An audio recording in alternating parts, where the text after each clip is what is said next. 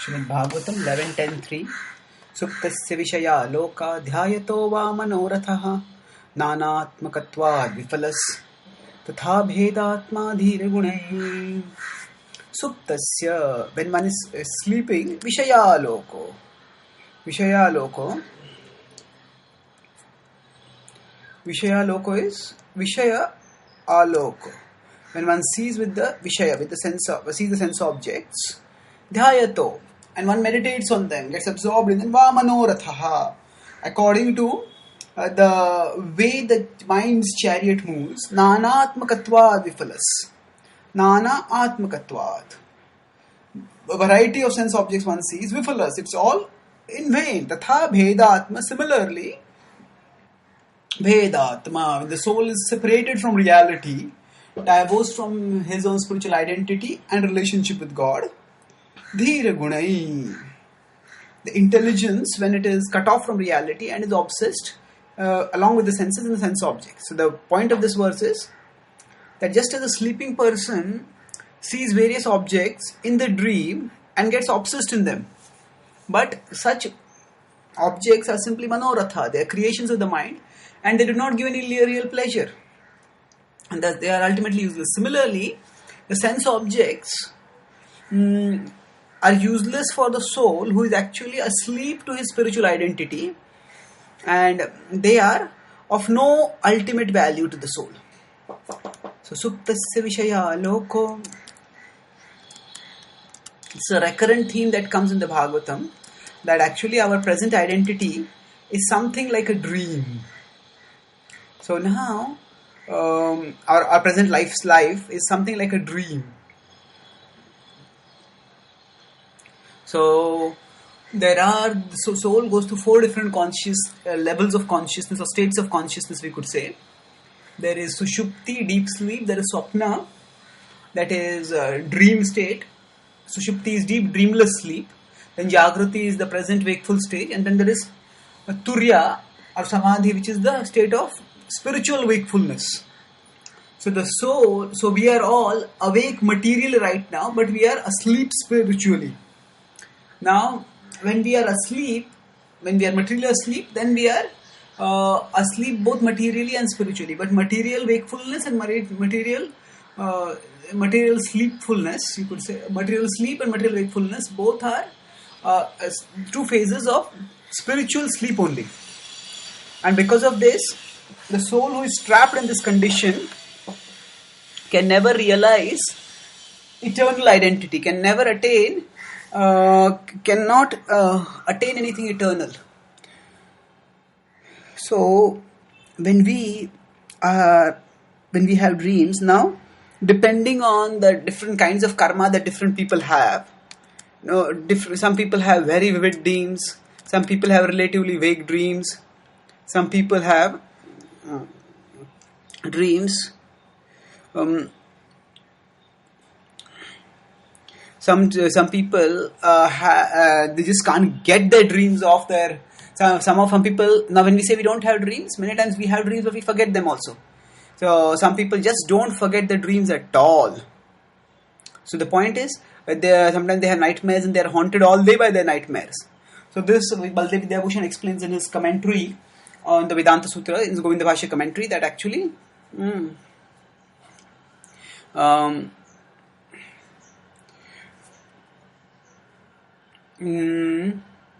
it was actually the soul who is he says that the dream state is also actually what we experience in the dream is a result of our minor karmas. The major karmas and their reactions come to us through the body, at the gross level, at the bodily level, but the minor karmas reactions come to us at a mental level. The point is, relevant to our discussion, is that actually when we are in this world, we are caught by various material infatuations. And when we are thus caught by material infatuations, the only thing we can do to get out of those material infatuations is recognize our spiritual identity and strive for spiritual realization. Just as a person who is caught in a dream has to wake up. Within the dream state, one just cannot come out of the dream. The way is to wake up. So similarly, we too need to wake up spiritually, and the way to wake up spiritually is by practicing sadhana.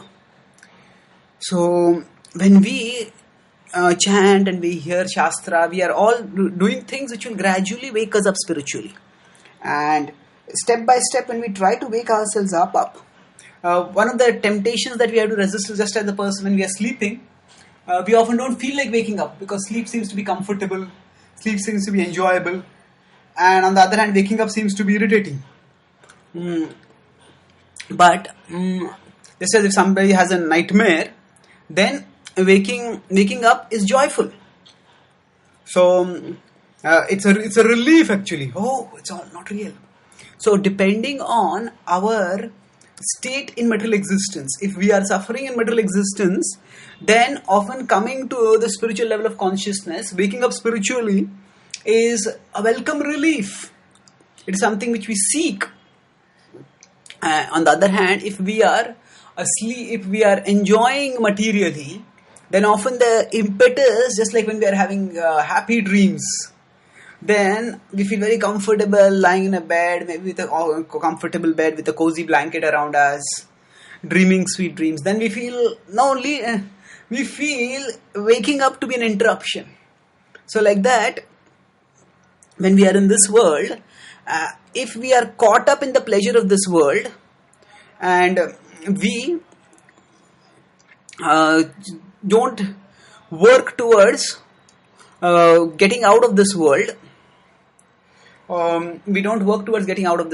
because we feel this world itself a nice place. So when miseries come, they are literally speaking, often when this world is phrase used, misery was a wake-up call. But when people use the wake-up call, they usually refer to it that you are sleeping, you are unaware of some particular material thing, now become aware of that material thing.